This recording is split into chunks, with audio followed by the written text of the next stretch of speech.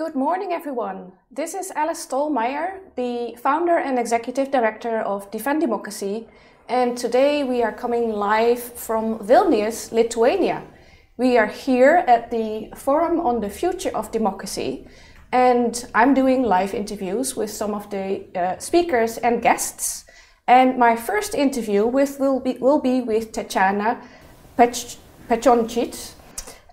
She is the head of the board of the Ukrainian Human Rights Center ZMINA, and she just told me that means change. Tetiana, for our viewers, can you tell us a bit more about yourself and about your work? Yes, good morning, dear colleagues. I'm grateful to be here in Vilnius and also talk to you online. And here I'm for the future of democracy and to talk about the perspectives and how we can protect the democratic space. I am a human rights defender from Ukraine, and I've been working in human rights sector starting from 2012, from actually the time when our former president Yanukovych tried to build an authoritarian state in Ukraine, and then he was overthrown by the Euromaidan revolution. And so starting from that time, me and my organization, Human Rights Center ZMINA, we work to build a country where every citizen can protect its own rights. And we do a lot of work connected to campaigning, awareness raising, human rights education, monitoring, but also advocacy, reforming the country. And of course, a big part of our work starting from 2014 is connected with the effects of the Russian armed aggression, occupation of the part of the Ukrainian territories, and protection of the population who suffers from the war. Thank you. So, as I already mentioned, we're here in Vilnius, Lithuania, for the Forum on the Future of Democracy. What does democracy mean to you, both personally and professionally?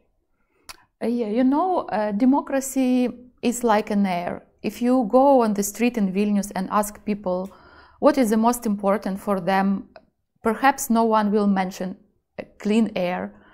But if you go on the street in the city, where a big, for example, enterprise is located, which is polluting an air, where people do not have enough fresh air, when they have cancer and other diseases from it. And you ask people, what is the most important to you? Probably many of them would say fresh air. So the countries that have the luxury of being in a democratic systems, they use results and benefits of these systems without noticing it. And we in Ukraine, we are on the edge of protecting democracy, while it's challenged not by our own government, but by our neighboring country, by the external aggressor that attacked Ukraine starting from 2014 until now, where the large-scale invasion is continuing. And in the military terms, Ukraine was much weaker, of course, than in Russia. But for many people in Ukraine, it is clear that we defend not only our country, our land, but we also defend our democracy. And the movement of Ukraine towards the EU and towards the democratic world was the reason why we are suffering from such a big attack. So democracy for us is something which is essential, which is a code that our people proved 2 times, at least that I experienced 2 revolutions, Orange Revolution in 2014, and then in 10 years Euromaidan, and where people are paying the ultimate price for defending this space with their lives and with their freedom. Yeah, that's quite a price to pay indeed, and shows how very, very important democracy is. I think for me personally, democracy ultimately is about freedom and human dignity, and so it goes very, very deep. Yeah. Prior to working as an activist, you have also worked as a journalist. Now, both professions are very important to democracy. Now, in your personal experience, what are the differences and similarities between journalism and activism? I think for preserving of democracy, journalists and civil society activists are both very important, and we are allies, and we are fighting together in Ukraine, in any country. I remember very well when I was a journalist, and I was working as journalist starting from 2003-4 for 10 years, and we have, space for freedom of speech in Ukraine, but our institutions were not functional. So when I was covering the issues of torture or some injustice, and that was possible to publish these stories, but then nothing changed. So the law enforcement system was not working, there was still impunity, and one day I discovered myself standing with a banner in front of the General Prosecutor's office demanding to investigate the case of torture. And then I noticed that probably I crossed the line between journalism and activism, because as a journalist you are supposed to inform the audience what is happening, to discover the truth, but you are not so much involved then in advocating every single case. But as civil society activist, as human rights defender, you use other methods to fight for justice, to fight for human rights, to fight for rule of law. So I think sometimes this edge between journalism and activism is a little bit vague, but still I think both of these two groups are crucial for preserving democracy. Mm-hmm. And did you learn from your experience as a journalist some skills perhaps that you could now use as an activist? Yes, of course. As I mentioned, ZMINA is doing a lot in terms of awareness raising in Ukraine, and that is very important because we also do some research, national-wide opinion polls.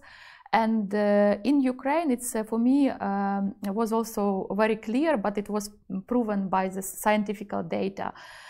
So we have, like, every 2 years, we have the assessment how Ukrainians perceive human rights, values and freedoms, whether they protect their own rights, and with use of which means.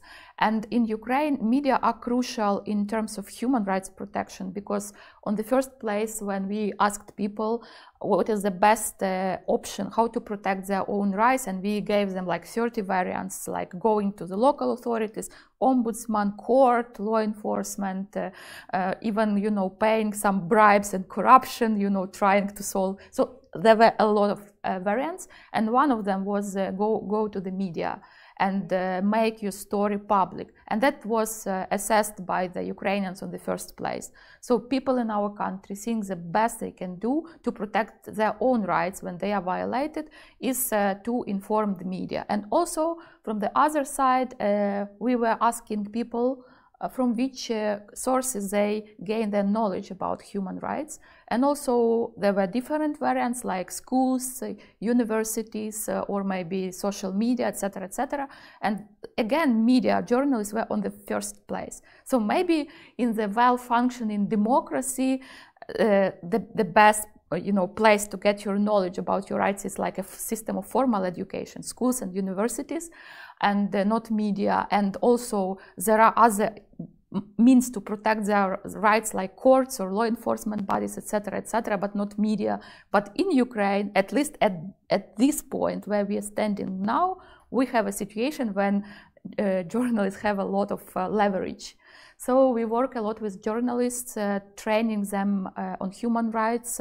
We do also long education courses for professors in journalism from different universities, so they, prepare young journalists. And also we have a part of media are journalists by ourselves. We have a media outlet, and we inform like on a daily basis about the situation in Ukraine with human rights, not only in Ukraine, but in Iran, in other countries. So people in Ukraine know what is happening, and being informed, then they can make a better choice in their actions. Sounds great. Fantastic work. Thank you. Must be a lot of many hours and hard work to do all of that. Yeah.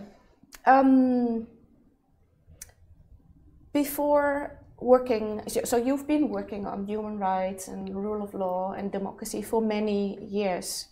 Now, how has Russia's full-scale invasion of Ukraine changed your daily work? Yeah, it changed our work 9 years and 9 months ago when Russia started its invasion and occupation of the Crimean Peninsula.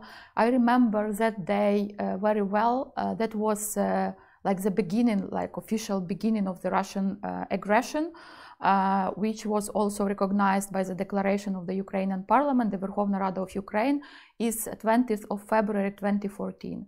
And this is also the day where Russian occupiers were also awarded with medals for the occupation of Crimea with this clear date. So that was also the day of Euromaidan when the biggest number of protesters were killed.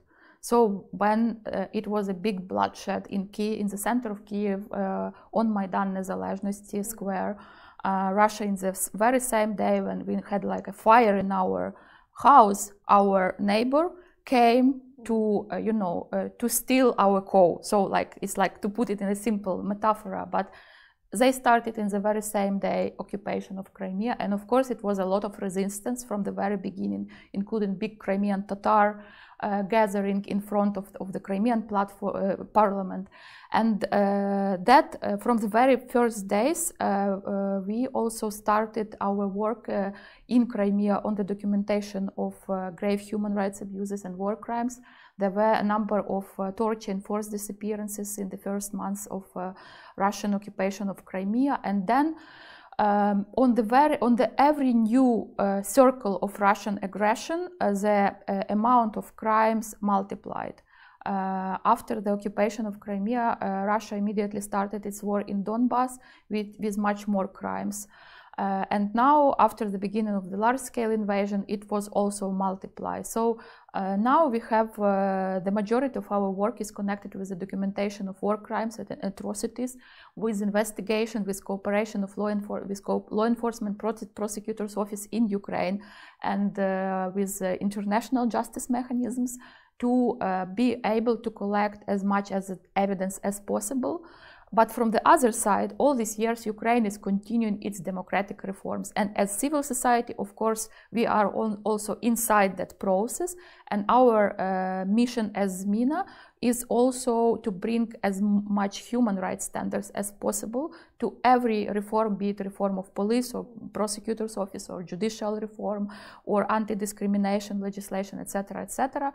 So I would say, like a Alice in Wonderland, you have to run 2 times quicker just to be, on the same spot. But in order to proceed, you have to run 3 times quicker. Wow, that's very impressive, and I'm really, really wishing Ukraine and your organization and you all the best with your good work. So to conclude this first interview, I would like to ask you, is there one message or thought that you would like our audience to remember from our conversation, or from the Forum on the Future of Democracy, or about democracy in general, and what would that message or thought be?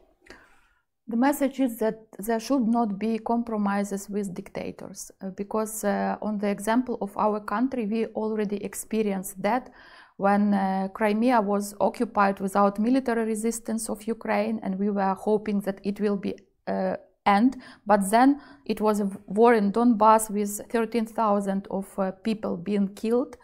And then it was also frozen. That was a Minsk agreement, and etc., etc. But it led us to the next, much more devastating war. So there should not be compromises, and people have not to be tired of continuing our fight and our struggle till the democracy ultimately wins, and till all perpetrators are brought to justice. Thank you. Thank you.